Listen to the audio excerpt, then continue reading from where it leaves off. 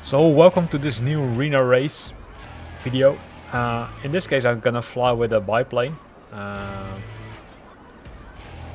As you can see, it's nicely colored orange, and there's another player coming in. So we're 2 out of 8, so you can play with a maximum of 8 players. So let's see how it works. Keep in mind that in some cases the end product of the Reno Air Races might change, because this is the part of the pre-release testing which I'm part of. I'm one of the lucky ones. I played yesterday a few times. I would say it's a really different experience compared to playing normal Flight Simulator. So that's why I think it's also pretty nice that you can play it on the Xbox, which I'm currently using. I'm currently playing it on the Xbox Series X, 4K. It's also recorded 4K, so let's see if that works. So the first thing we need to do is do the qualification. As with all races, it starts with a qualification, and then you can, I would say, start with the real match. So let's see how successful we can be. And the reason I'm playing this on the Xbox is because I have the idea that, I would say, especially the Xbox controller is far more suitable for these kind of things than, I would say, the controls which you're normally using for Flight Simulator. So here we go. See nice views. Nice airplane. So let's go inside and let's give it a try. Full steam ahead.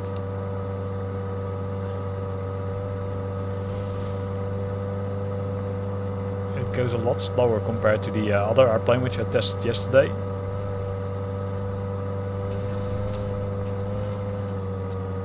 The other thing is that the view looks a little bit different from this airplane, so it's a little bit more difficult compared to the other one, because I can't see almost where number 3 is.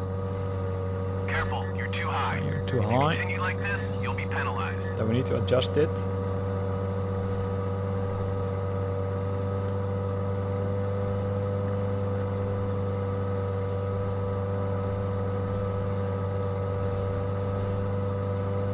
So the trick is to make, let's say, sharp corners and don't go too high. But in this case you can see that it's really hard to see that where the next beacon is. I would say with that other aircraft which I used yesterday, it was much easier. This one is, I would say, a little bit more difficult. So we had qualification, so that's good. So let's see where we ended. We were a little bit faster compared, or slower than the say other participant. We're on spot number 2, while the other one, Kelly BX, was I would say first. So let's see what we can do with the race. Let's see if we can do a little bit better. You can see the participants or the public already enjoys it. You can see the weather is a little bit cloudy. It's not so nice. So we're ready for takeoff.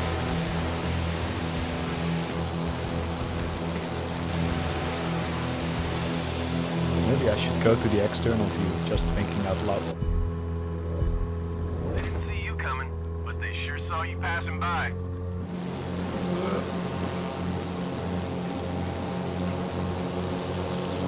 So we're airborne already. oh, this is so difficult. Probably this is not a good idea. The other one, I would say the other match was completely different. There you were already airborne while flying. You can see that KBBX already has taken advantage of that, because due to the, I would say, not so good let's say departure, we went really slow initially.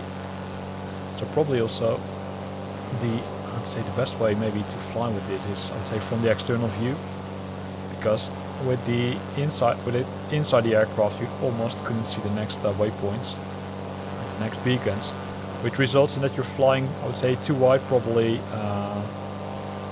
from the pylons.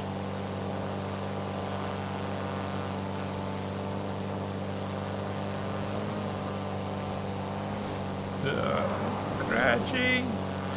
Crashed. So you can see it crashes, but if you're crashing, you're not. I'd say you're not completely. I would say game over, as you would expect. You can simply continue flying, but you probably will get some kind of time penalty. This aircraft flies a little bit slower compared to the one I tested yesterday, but yeah, it's doable. But yeah, I would say you probably need to adjust the Xbox controller a bit for it, because it's far too sensitive, as you can see. Because I'm making small corrections and it's going, I'd say, completely to the right and left. It's making a lot of, say, hard adjustments. Maybe I would say KLBX is also using, say, another controller, or maybe he has set up the he or she, because I can't say it from his name, from the name. Maybe it's also using a different setup.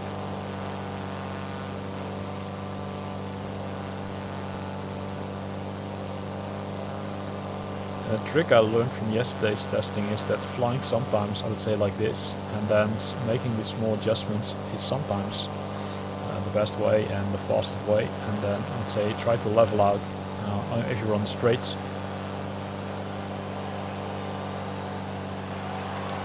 But as you can see, the other player is way ahead and it's continuously, I would say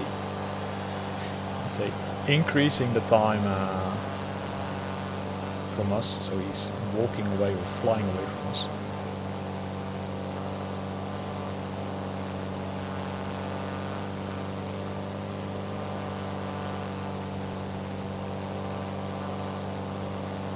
While we're going full steam ahead, right? So once you, I would say, increase throttle, you don't have to decrease the throttle anymore.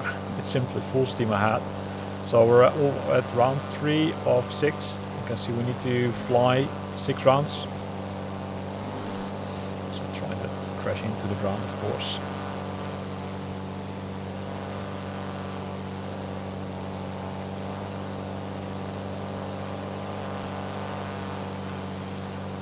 Continues to, I'd say, increase the time between us.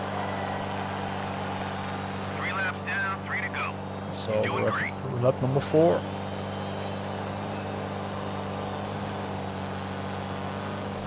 But you can't, let's say, go inside, because then you'll definitely get a penalty. So that's something you should not do.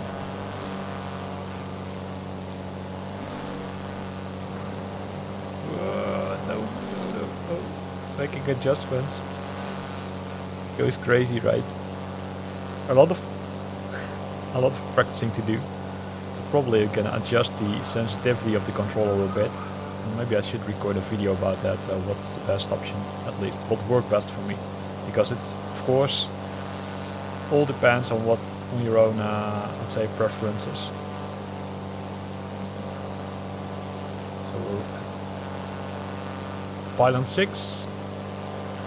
That's also the difference with the other airplanes. There were more pylons involved, so keep that in mind. It depends on the airplane, how much pylons are, let's say, available, so how big the round is.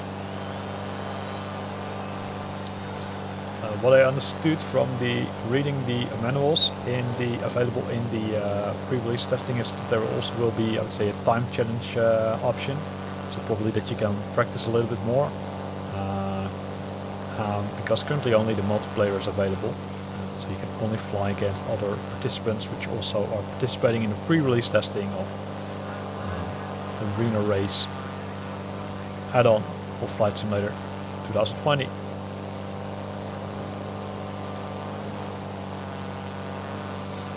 I'm even wondering if they're gonna do it as a separate, I would say, option or download or version compared to Flight Simulator 2020.